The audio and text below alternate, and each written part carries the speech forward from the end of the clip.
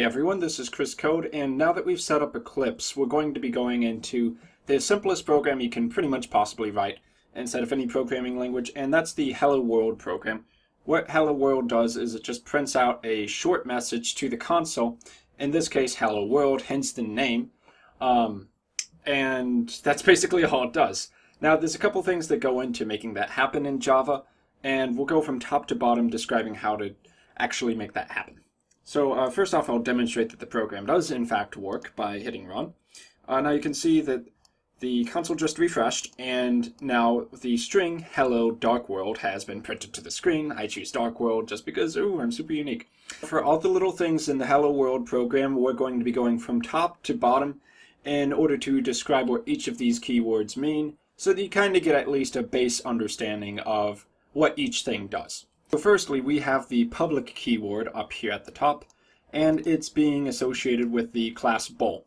Now what the public keyword means is that the member, in this case the class bool, is publicly accessible by other classes. So if we were to create a new class file such as a fork or a spoon or something like that, then that fork or spoon class would be able to see the bool and be able to access it, create instances of it, use its methods. As long as the methods and the variables inside the class are also public, they will be able to be noticed and accessed and possibly changed by other classes. In some cases that's something you want, in other cases it's bad practice. Don't worry about that too much for right now, we're just covering the basics.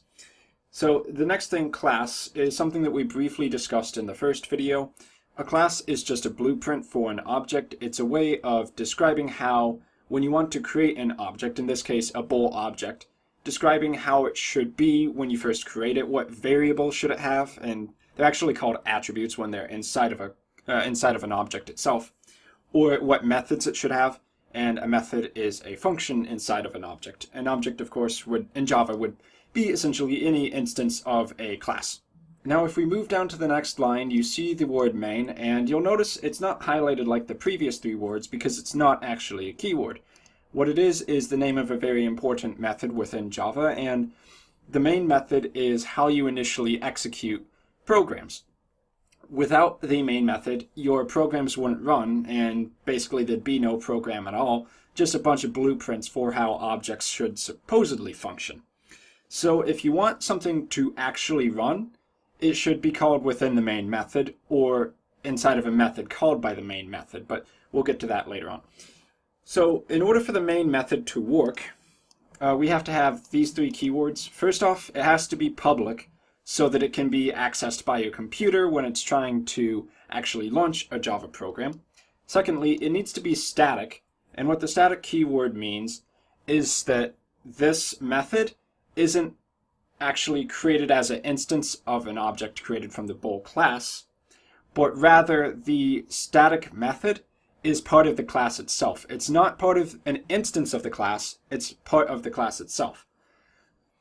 And then the void keyword, that refers to its return type. In some other methods, you might see return types like int for integer, string, which is an array of characters, very much like what we're printing on the next line, this hello dark world thing.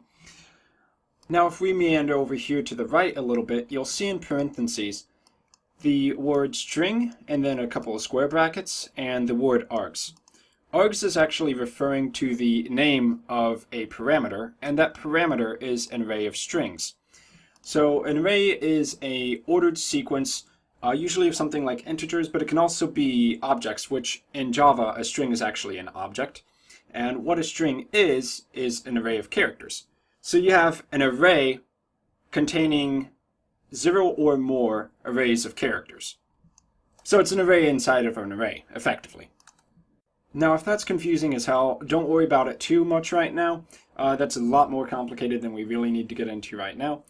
Let's just move on to the last line here. And we see system.out.println followed by, in parentheses, hello dark world. Now this hello dark world is actually a string. You can see that because it has the double quotation marks, which is the beginning and the end for a string message inside of Java. So everything inside here, each of these little one characters, those are also characters inside of programming. A character, basically anything you can type on a keyboard, you can think of that as a character. So that could be a number, that could be a letter, that could be an exclamation sign, or anything like that. So that, of course, is our parameter for this method.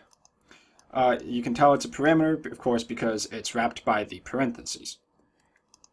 And we are running the print line method, which is being called from the system.out object.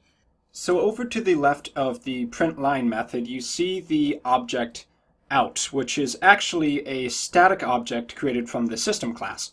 The system class, we never have to create it. You can just access it whenever you're running a basic Java program.